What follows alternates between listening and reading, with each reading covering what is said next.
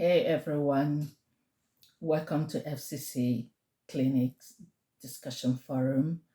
I'm Dr. Obi Osuchukwu, and I'll be continuing with the conversation we're having on domestic violence. This segment is part three.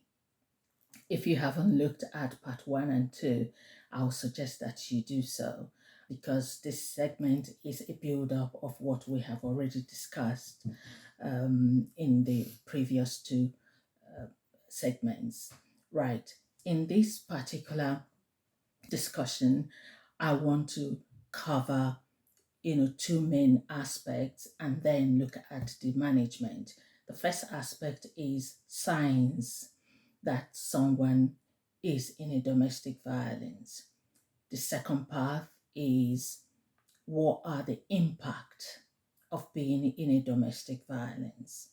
And then finally, I will look at how do you manage that.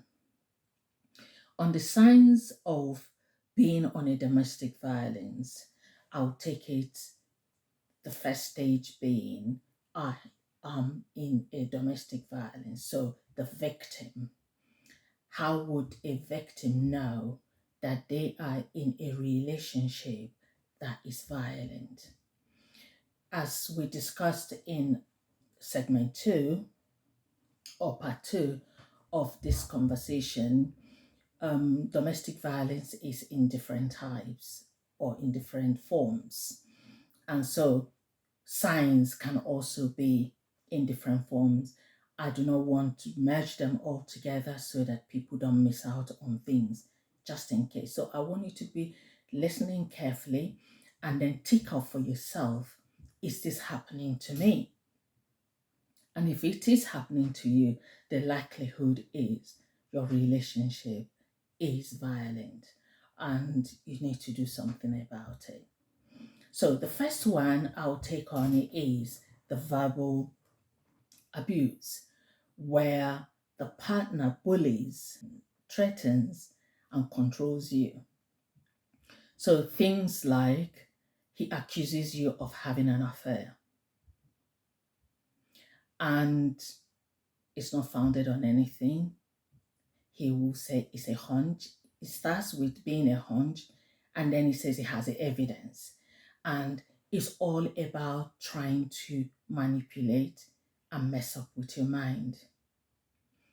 With time, you start thinking, maybe when I laughed with that person, was I cheating? Maybe when I shouldn't have laughed, I shouldn't have, there's so many I shouldn't have. Now, accusing you of having an affair that is not founded on anything. He could blame you for the abuse that is going on. He says it's your fault. The way the relationship is going, it's your fault. It takes two to tango. So it cannot be one person's fault that something is going wrong, right? But because it's an abuse, it's on and on and on before you start doubting yourself. It criticizes you, your partner constantly criticizes you and belittles you. So when you do good, it's ignored. Make a mistake, it's trumpeted to everyone, it's highlighted to everyone, it's repeated over and over. You shouldn't have done that. Look at what you've done. But when you do good, it's silent treatment. He can also tell you what to wear. Look at you, look like a prostitute. Go and remove that. You're not wearing that. You're not doing this. He tells you how to look, what to wear, how to wear it, when to wear it. And possibly some people will say, I'm doing it for your own good. You don't know how to dress. Trust me, I'm doing it for your own good. If you're a full-fledged adult with capacity, you should be able to make your own decisions. That is a violence in relationship. Sometimes it gets so bad that this person starts threatening you. I'm going to kill you if you don't obey me. I'm going to kill somebody that is close to you. I'm going to hurt someone. And for that reason, you just do whatever they want. You don't want them to hurt your children, or your mother, or your father, or your siblings. Or sometimes they'll say, I'll come to your office and report to you for what you're doing. I'm going to query your office. All these things are verbal because it's said on and on and on until you start doubting your own sanity. You start doubting what is going on, right? Sometimes as well, he breaks things at home because he's angry and he blames you. You see what you've made me do. You see what you've made me do. He broke it, but it's your fault because you made him do that. This is verbal abuse. If any of these resonates, you are in an abusive relationship and you need to do something about it. And then the second part is where the partner controls your money. That is financial abuse. So he keeps the money you make and your credit card, and he gives you what he feels you deserve for the week or for the day or the month. This is all you're gonna get. Meanwhile, you made the money. You went to work and earned the money, but he or she is the one that executes how the money is to be spent. That's an abuse, it's a control, financial control. It puts you on a salary or an allowance. Say, this is how much for the month. And every money you spend, you explain how you spent it. You've got to give an account of how you spent the money you made, how you spent it. You give account to him or her. It keeps you from working the job you want, so it chooses the kind of job that you deserve. Tells you, no, that job is not for you. I want you to apply for the other job. This one is not for you.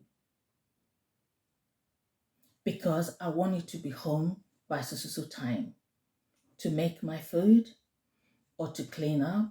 So you don't deserve to go for that job, even though you qualified, possibly overqualified, but wouldn't let you have any meaningful job. And when you make the money, they decide how you use it. And your basic needs, you've got to ask for it before the money is provided. That is financial abuse. And then we have another one, which is psychological abuse. It cuts you off. This partner cuts you off from friends and family, isolates you. So there's always something wrong with everyone, your family member, your friends, your neighbors, your work colleagues. Something is wrong with every one of them and you shouldn't associate with them. So it keeps you to themselves because then that way nobody has a say. Nobody understands what you're actually going through. Keeps a close tab on you. And if you are to go anywhere, you have to ask for permission and wait to be permitted before you do that.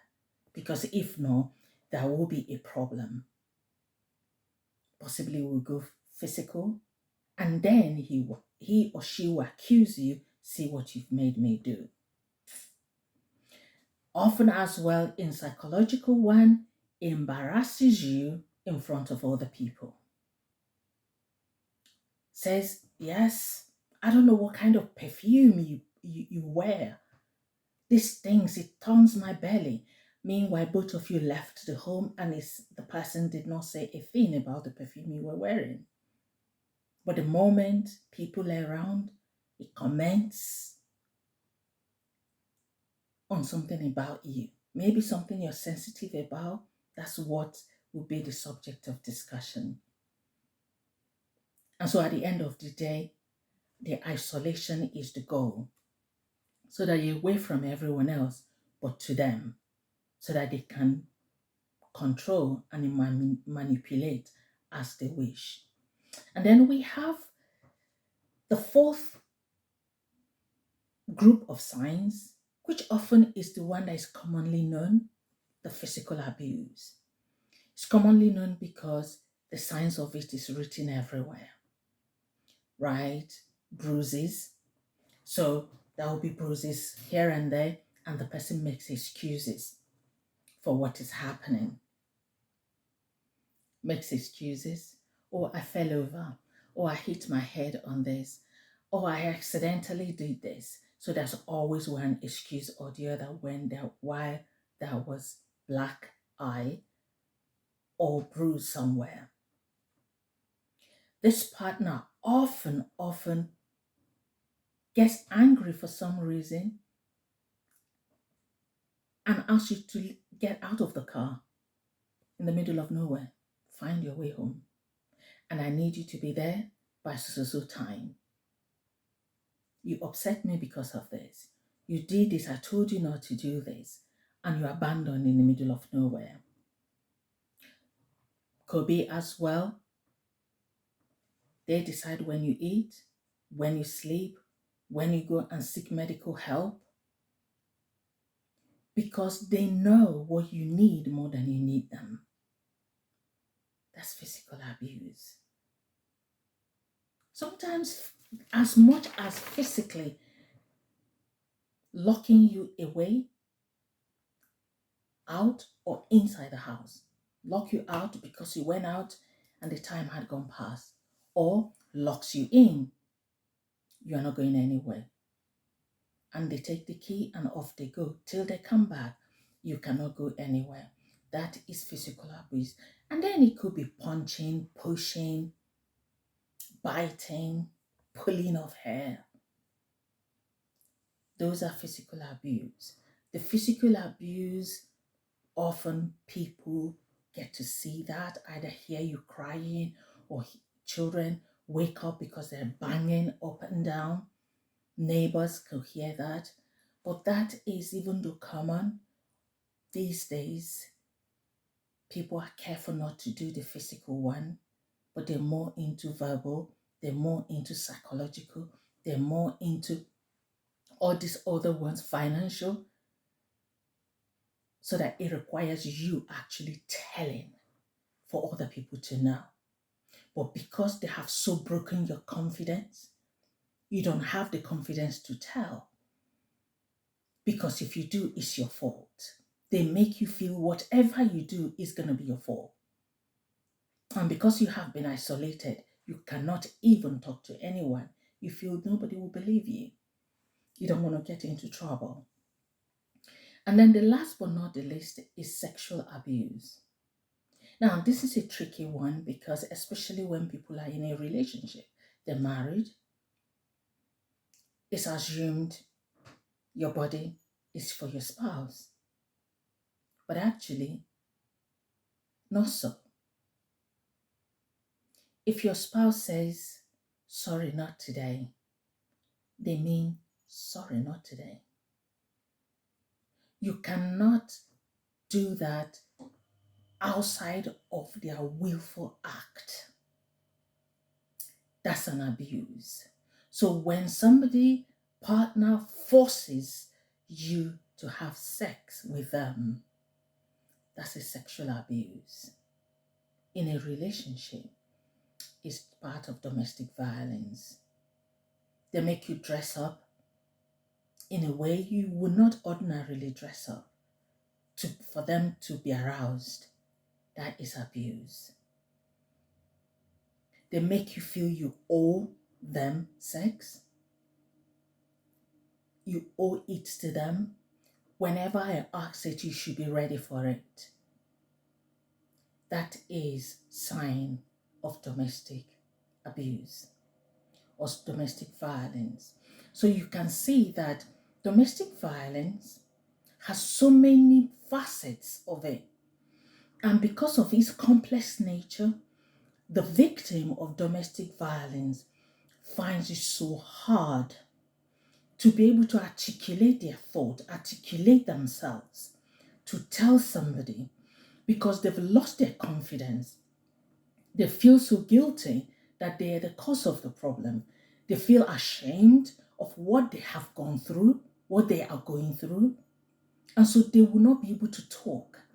And if they're from a culture where that is celebrated, power imbalance is celebrated, the older party, the person, victim, is powerless to say this is happening because they're scared of stigmatization, they're scared of discrimination, they're scared of what people will say, whether it's culture as per tradition or culture as per religion. People stay because they feel they don't want to be excommunicated by a group, by family members or friends. So victims of domestic violence don't know how to come out of this, which then brings me to my next conversation. How do you, an outsider, spot that someone else is in a domestic violence? Because if we wait for them to come to you, they may not do that and they might lose their life in that relationship. So it becomes a collective responsibility for everyone to look out for each other. So my next discussion then is signs that someone is being abused. What are the signs that someone is being abused? Number one, the victim of domestic violence always make excuses for the perpetrator. They will say they didn't mean it. They're a really nice person. It was me. It will not happen again. They are really good. If you get them in their good days, they are really good. They're loving. They make excuses. When you catch them, is this happening? Excuse will always come. You know why? Shame. They find it hard to own up. I am struggling because they see it as a weakness. Does it mean I can't keep a home? I can't keep a relationship? I can't keep a marriage? Does it mean I failed? So they make excuses. It's a collective responsibility for us to spot it. Two, the person's personality changes. So someone that used to be bubbly, outspoken, very lively, suddenly is quiet. They come into the room, you don't even recognize they're there. And the quiet ones go even quieter. The introverted, because everybody knows them as quiet, but that somebody is quiet doesn't mean they don't talk. Because when they are with people they're comfortable with, they talk, even though they're introverts. So behavior change, personality change tells you something is wrong. They constantly check in with your partner. Number three, everything you say to them. Shall we do that? Let me ask my partner. Shall we do that? I'll come back to you. Shall we always checking in? And if they go out, you see them always calling to say, I'll be home soon. Every 5 minutes, they give in a commentary of where they are. I am at this. If there's a train delay or bus delay, They text the partner. If they get to work, they call the partner, I'm at work now. If they're leaving, I am leaving now. And they give a running commentary of their journeys. If you know someone who is in that state, they are possibly in a domestic violence. They are overtly worried about pleasing their partner. Am I pleasing them enough? Oh, I really need to do this because my partner doesn't like me doing this.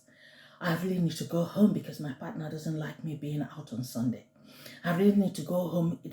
She or he doesn't like me going out on Monday, on Tuesday, on Wednesday, on Thursday, on Friday, on Saturday, and Sunday again.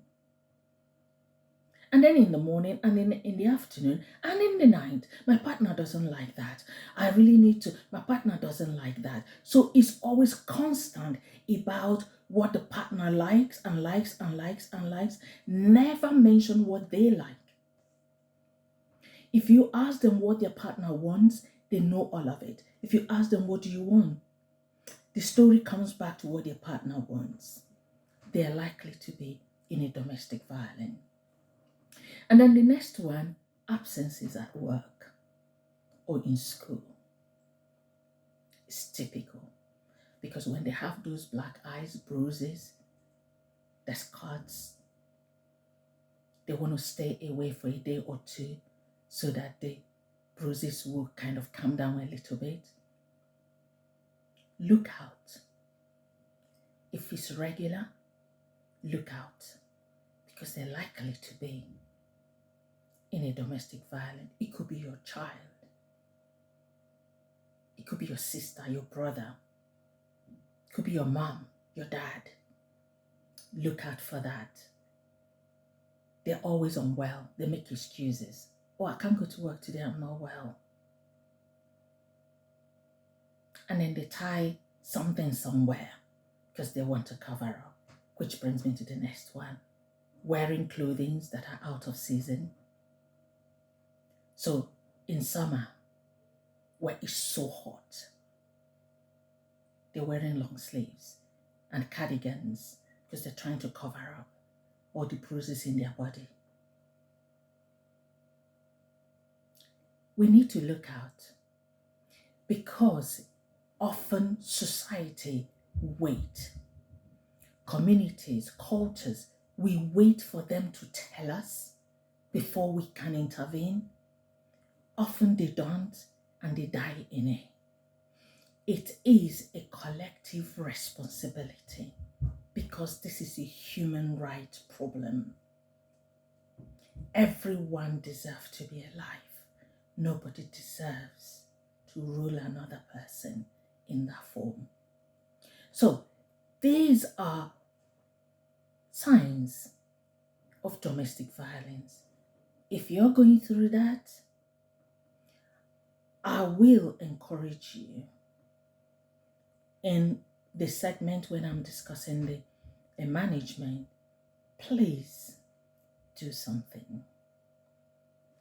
And then the next segment is impact of domestic violence. What are the impacts?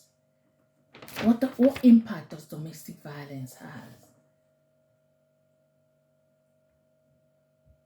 I will say this. There are no winners. There are losers. In domestic violence, no one wins. Everyone loses.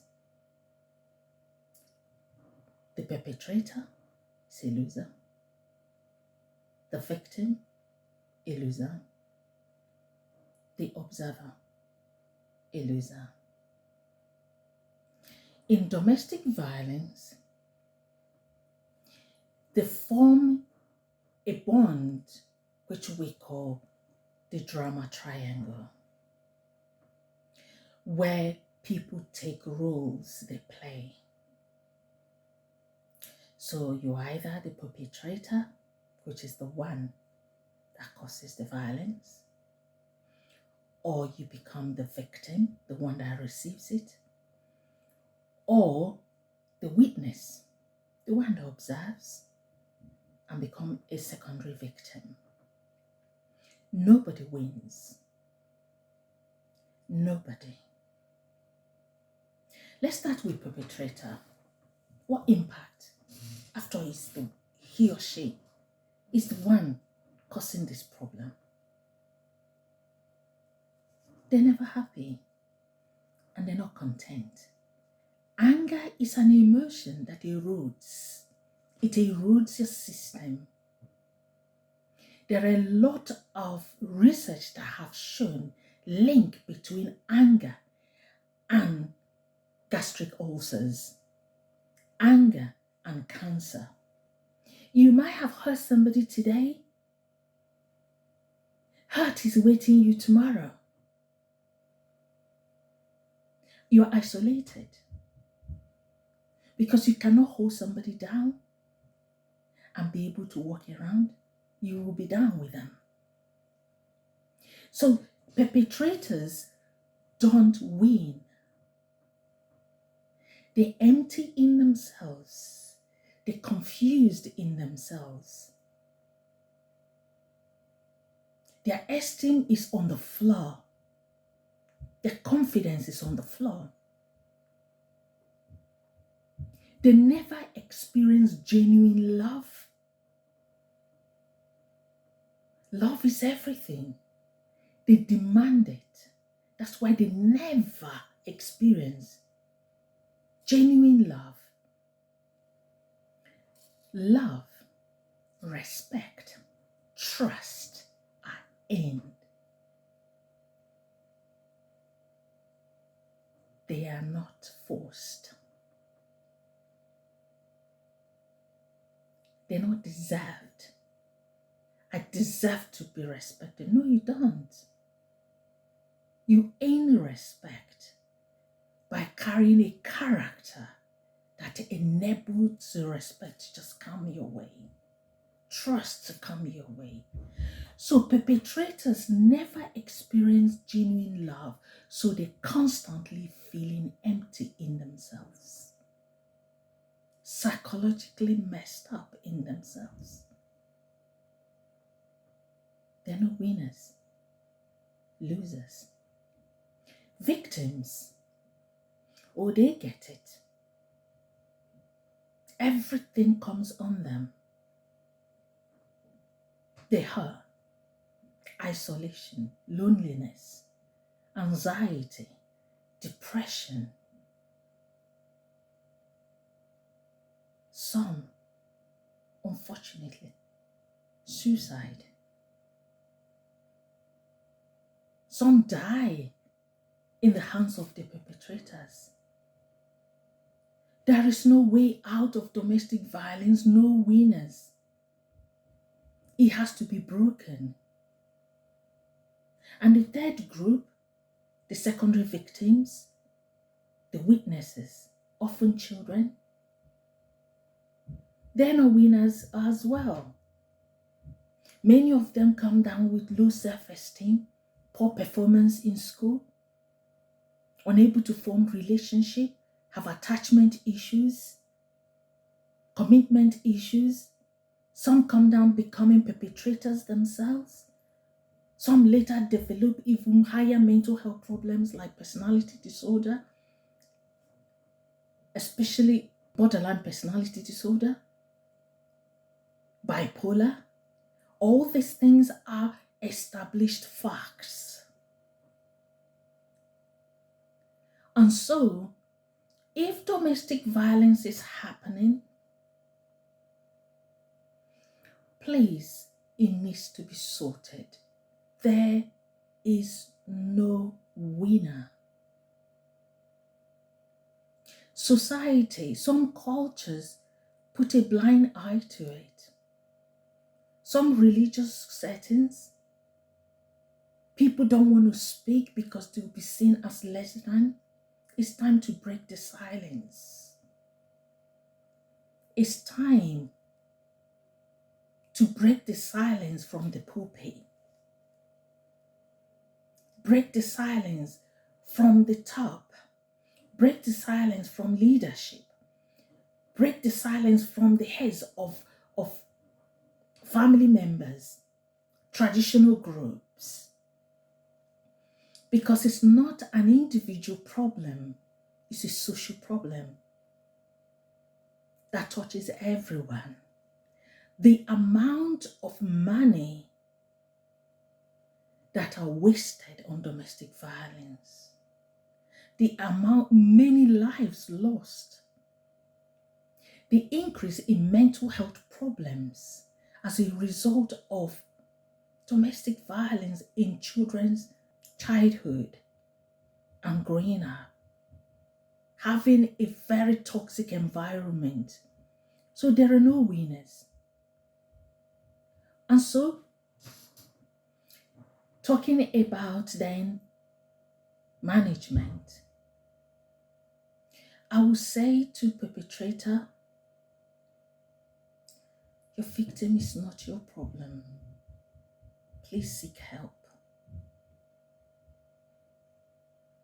However you do it, seek help. The love you force will come natural.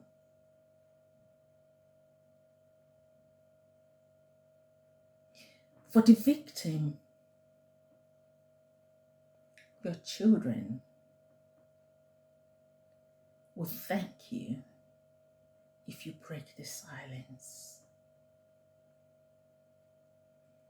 Some say, I don't know who to trust. I don't know who to talk to.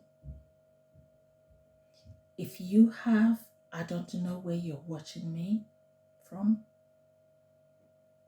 If there are organized psychological services where you could see a psychologist, you could see a counselor,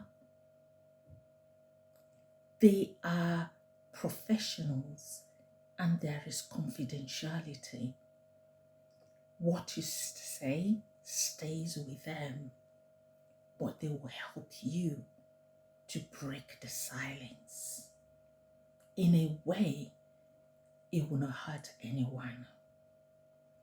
They will help you gain back your confidence so that you can save your generation.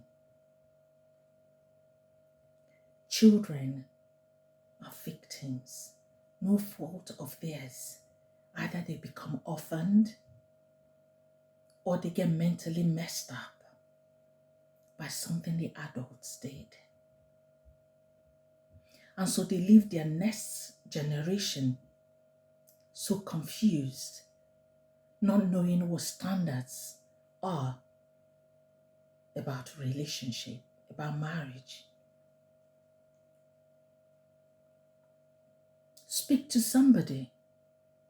If you're in the UK, you could call our number. There's so many psychologists and counselors in the UK, in America, in Europe, in Africa. And these days, thanks to internet, you can actually make contact anywhere in the world. We've got our emails. You can go to our Facebook. You can go to our website, drop us an email, and we point you in the right direction. There's no point, there's no reason to remain silent. Enough lives have been lost. And enough lives have been lost. No more silence. Speak and save your generation. Speak and save your life. Speak and save your spouse. You're not doing them any favor by staying silent, because they might be sick themselves. And your silence is not allowing help to come their way. When you speak, somebody will be able to help you and help them.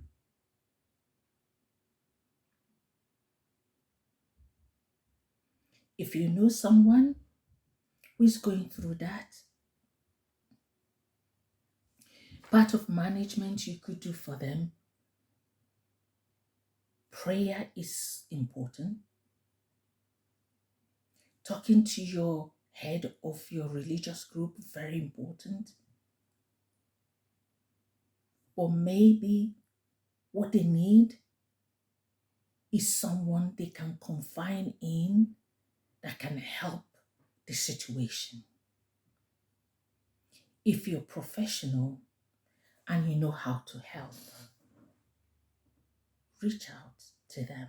Don't wait for them to come to you because they may not. Or point them in the right direction. There are so many organizations, at least in the UK, I don't know about many other areas of the world. In the UK, there are respites for people in domestic violence. There is no reason to stay in it. It kills, it destroys people's destiny. Please reach out and you'll get help. The management of domestic violence, the core management, I know there are skills, and those skills will be discussed and you'll be trained in them until you be able to gain the confidence to use them. But the very first step in managing domestic violence is breaking the silence.